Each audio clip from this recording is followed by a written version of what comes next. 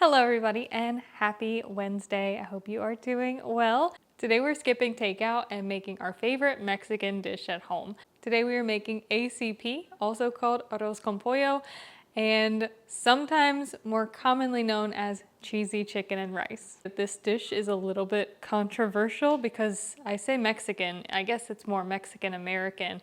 It is a commonly served dish at Mexican restaurants in the United States, but it is by no means authentic or traditional in any way.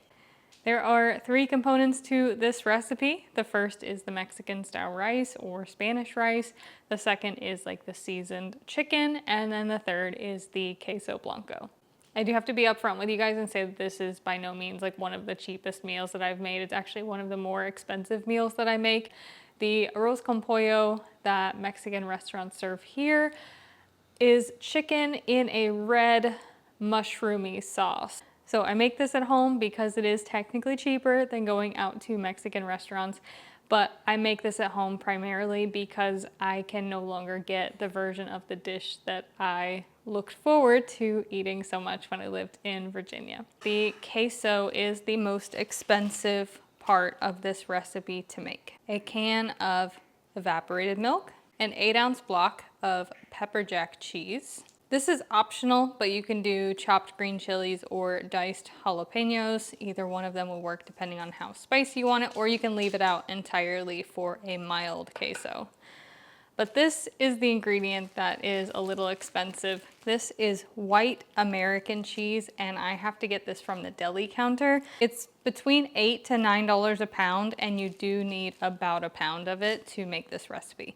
So $8 for this, $2 for the pepper jack cheese, about $1 for the chilies, and let's just say $2 for the evaporated milk. So 8, 9, 10, 11, 12, 13.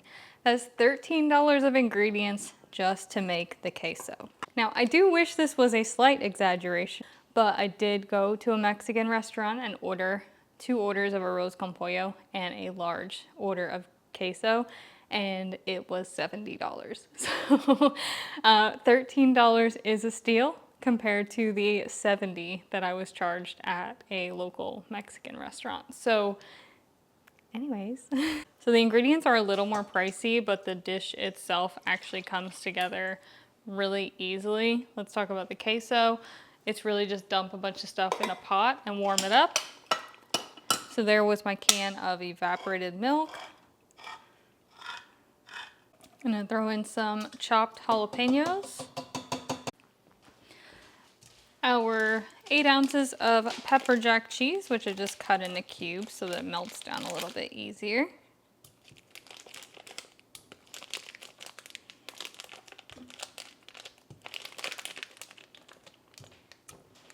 And our 1 pound of white American, which they sliced and put between paper. So I'm just gonna add this in 1 slice at a time. It does need to be white American. I've tried other versions of this queso. They do not taste like the same cheese dip that you get at Mexican restaurants. So I do recommend this recipe. I know it's a little expensive to make, but it is the closest thing you're gonna be able to make at home to what you would get at a Mexican restaurant. So to me, it's worth it because even a small cup of cheese dip is usually between $5 and $10 at the restaurant. And that's before you've even ordered any food. And this recipe does make a lot of queso. So you definitely get your money's worth with this like $13 or so. I'm gonna do that over a pretty low heat, and we're just gonna let that all kind of melt down. The white American cheese has emulsifiers in it, which makes this really creamy, but also increases the chances of it scorching. If you try to melt it down too quickly, you don't keep an eye on it, you don't stir it often enough. So it comes together fairly quickly, but I do it over really low heat so I don't accidentally burn it. While that is melting, I am going to prep my chicken. I use boneless, skinless chicken thighs, but unfortunately the brand of chicken that I buy from the grocery store, the brand of chicken that I like, is really affordable but does not offer boneless, skinless chicken thighs. So I have resorted to buying bone in and just deboning them myself. You can completely skip this step though and just buy boneless, skinless chicken thighs. And I would do that if they sold them in the brand of chicken that I like to buy, which is this Foster Farms. I just think that their chicken's really good quality. It's not tough or squeaky. That's probably a good way to say that. It's not tough or squeaky. And again, it's really affordable. They sell these chicken thighs for $1.87 a pound. And we like it. So I'm gonna cut out all my bones of my chicken thighs. And that's gonna take me a few minutes. I'm pretty well practiced at it, as you can see. As I take out the bones too, I'm also going to cut these down into thin strips. This is one of the family size packs of chicken thighs, which cost me around $7 to $8, but they do have smaller packs that are $3 or $4. But we like this meal enough that I kind of double it in a sense, and that's also why it's so expensive, because I make between 6 to 8 servings of this when I make it. And you can scale this recipe down. It's just harder to scale it down because of the quantities of some of the ingredients. So there's all of my boneless, skinless chicken thighs cut into thin strips. As far as the seasoning goes, I just do a packet of fajita seasoning just because it's easy, quick, and again, this is about meals that are consistently good and don't require like a lot of trial and error. So packet of fajita seasoning, 1/4 cup of water, and a drizzle of oil, and get that all mixed in there. And we're actually gonna be cooking this chicken at the very end. So I'm going to pop this in the fridge to marinate for a little while. All right, chicken's marinating. Let's give our queso a stir. You're gonna wanna stir this every so often so that it doesn't, you know, scorch or burn to the bottom, but it's pretty hands-off otherwise. And the lower you have the heat, the less you have to worry about scorching it. I usually only scorch it if I get impatient and try to speed up the melting. I'm gonna move this onto one of my other burners so I can use this one to make the rice. Mexican style rice is best prepared in a skillet with a lid as opposed to like a deep pot. The other thing I will say is that Mexican style rice took me a very long time to get right. And if you don't feel comfortable with this process or you're concerned that it's not gonna work out for you, then feel free to buy like prepared Spanish rice, either like the microwavable packs, things like the Knorr Spanish flavored rice. Those are great. I just don't really like that they're rice and a pasta blend, or like Zatarain's has like Spanish rice. Old El Paso makes Spanish rice. If it's easier for you, get a prepared mix, but this is how I've been making it. We're gonna start with some oil in the bottom of our skillet, and we're gonna heat that up over medium-high heat. And to this, you're gonna add 2 cups of dry white rice.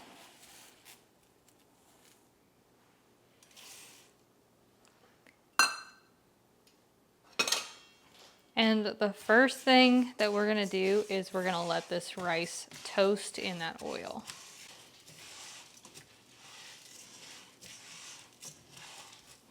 We're trying to get a nice golden brown on our rice grains. So just keep stirring it so you don't burn the rice by accident.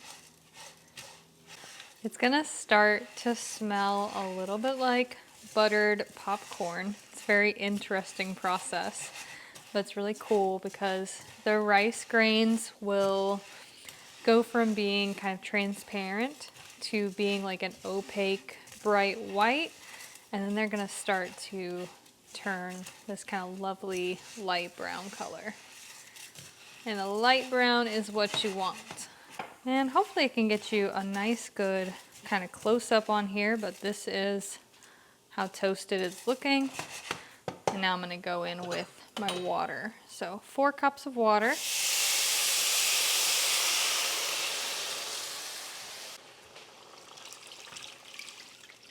An 8-ounce can of tomato sauce, a couple of good spoonfuls of some chicken bouillon powder, I am using this one. And about, let's say, a half spoonful of cumin. Give this a stir, and this will be our last stir for the whole rice cooking session. All you're doing is incorporating, making sure everything's like mixed together. And we are gonna let this come up to a boil, which it's pretty much already there. As you can see, this is in real time because we toasted the rice first. Our pan was already hot, then we added in the water. Everything stayed hot. So this comes up to boil really quickly.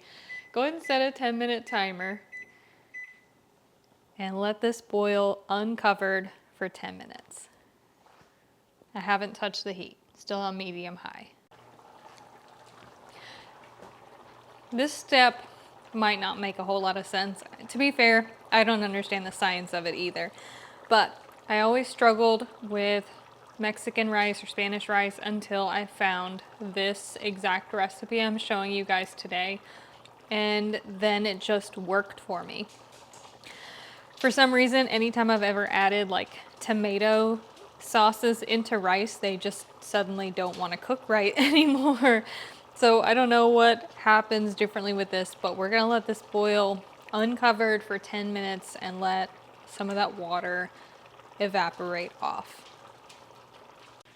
All right, here's the part that's not gonna make any sense. Again, I wanna repeat, I don't understand the science of this, but we've been letting this simmer. We've been letting this boil uncovered for about 10 minutes. You can start to see the holes forming in the rice. We're gonna add more water, 1.5 cups to be exact. And then we're gonna let this come back up to a boil one more time. Is this a lot of steps to make rice? Yes, it is, but it is the only time I have ever been able to successfully make this kind of rice. So I feel like every step is very important, and I follow every step to a T every time. All right, last 2 steps, I promise. Once we're boiling again, cover it up with a lid, lower the heat to low, and give it 10 minutes. I think it's really important to kind of pay attention to the steps and like what the rice looks like at every point in this process. This is at the 10-minute mark. You can see most of the water has just evaporated off. We've got a few little bubbles kind of peeking through, but otherwise it's all pretty much absorbed. What we're gonna do now is turn off the heat, remove the rice from the burner, and let that sit on the back for 20 minutes. While the rice is just kind of chilling, we can go ahead and fry up our chicken, and then we're ready to assemble our dinner. By the way, here is an update on the queso. Just have it on low heat, just kind of hanging out until everything is ready, but it's really creamy, really thick, coats the spoon. Oh, this queso is so good. This pot has little measurements on it, and it is at about the 1 quart line. So that means that this recipe makes four cups of queso blanco. Just look at that. Look how thick that is. Just totally coats that chip. Fantastic. So this is a rare occurrence, but this is kind of a 3-pot meal because you have a pot for the queso, you have a pot for the rice.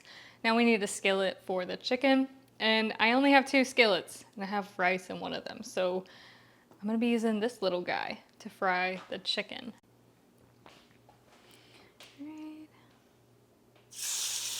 All right, that's what we want. Nice hot skillet. I'm gonna fry the chicken in a couple batches. Since it's my tiny skillet, it's probably gonna take like 4 or 5 batches. This just makes more sense to me than trying to bust out a big pot. And we're going for a good kind of sear on the chicken. Get some good color on it.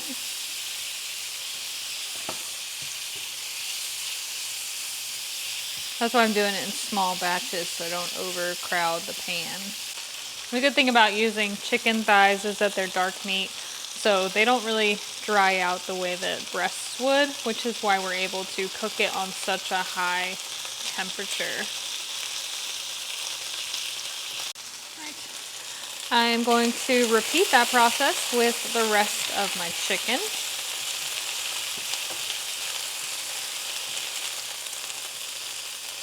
And just kind of set it aside as I go. Here's my last batch of chicken. Tried to get some real good color on that. Look at this piece. Just see how like kind of charred that is. That's perfect. Exactly what we're going for. Moment of truth on the rice. It looks perfect. I'm gonna give it a fluff. Look at that.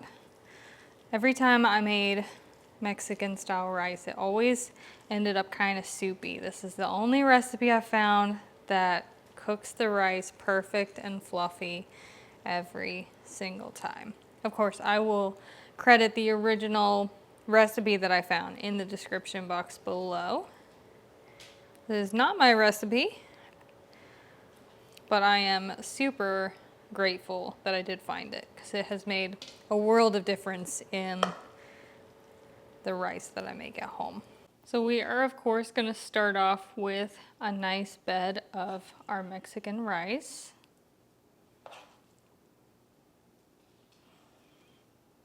And then we're going to add some of our chicken on top of that.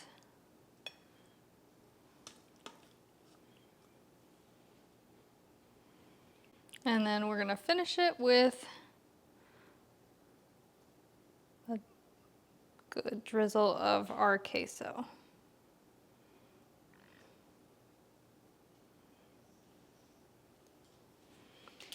So, if you are a fan of ACP and it is your favorite Mexican restaurant dish, that is how I make it at home.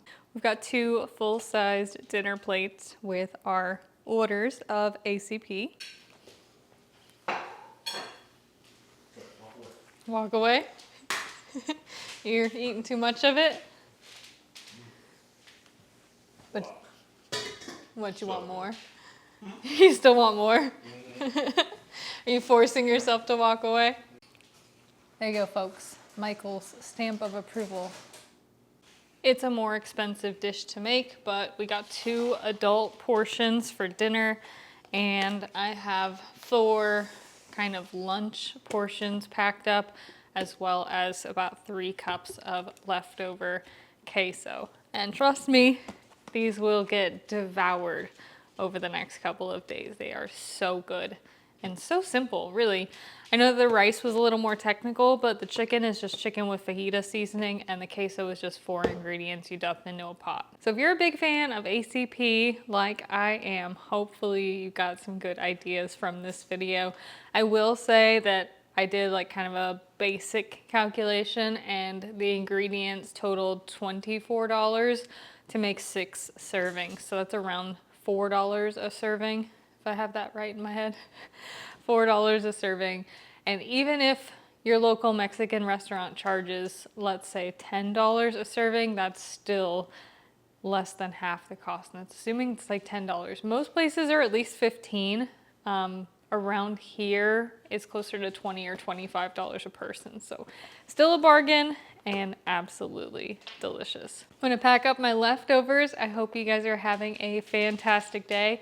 I will see you again tomorrow for cheeseburger sliders, which means I'm finally gonna get to show you how to make homemade Big Mac sauce. I promised that last time, so we're gonna get that done.